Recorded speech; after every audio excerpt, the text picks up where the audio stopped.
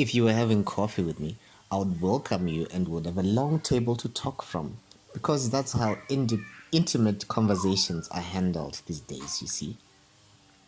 The viral image above is of the talks between Russian President Vladimir Putin and French President Emmanuel Macron over a very long table. Was subject to a lot of internet chatter. They say an image speaks 1,000 words. I think that one could write an epic series of Game of Thrones proportions. According to Reuters, the reason for the 13-foot table was because Emmanuel Macron had refused a request by Kremlin to take a Russian COVID-19 test to prevent Russia from getting hold of Macron's DNA. Was it COVID distancing taken too far, or did Putin have a message to send? Have some bread with a stylish ribbon around it. Happy Valentine.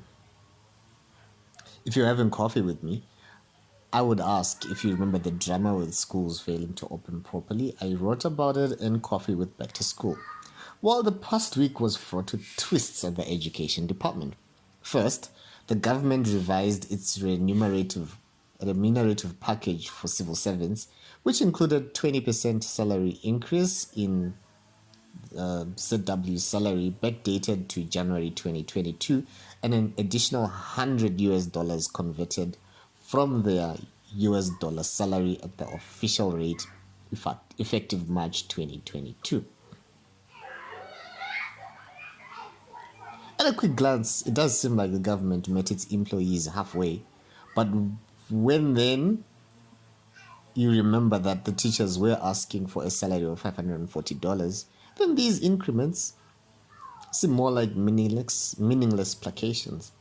As for the non-monetary benefits, while duty-free importation of cars seemed like a relief, how would civil servants afford cars on a salary of about $175? If you're having coffee with me, I'll tell you that shockingly, the Minister of Education went on to summarily issue out 3-month suspension notices to all officials who had not reported for work since schools opened on Monday, the 7th of January. It's Monday, the 7th of February, sorry. It's not a shock. It's not a shock coming from a government that once upon a time fired all the nurses. Anywho, the nurses are also threatening to go on strike in solidarity with their colleagues in the teaching profession.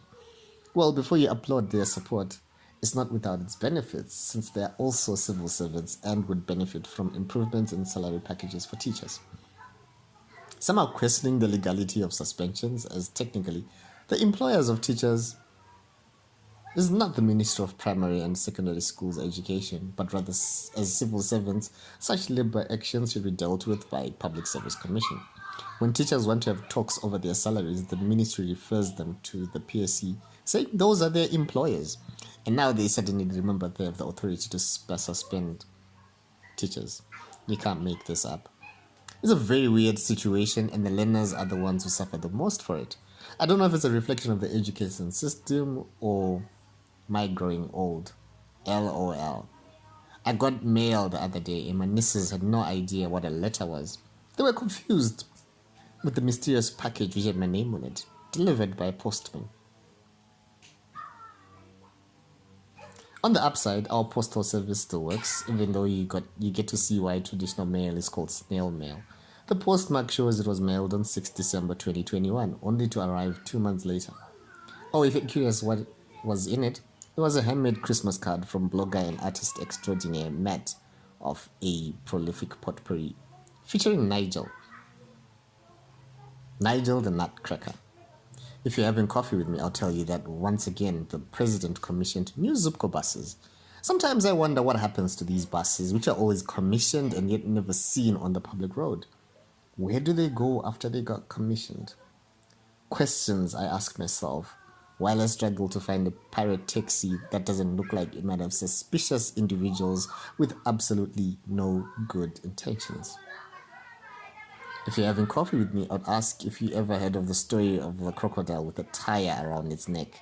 I mentioned it in a 2020 article, Coffee with Monkey Business. How time flies. I must be having fun, aren't I? Conservationists have been trying to lure the croc and free it since 2016. Perhaps they should have invited to a long table talk sooner. They finally managed to catch it safely and the tire was around its neck removed. What's been going on in your neck of the woods? Have you had any long table talks?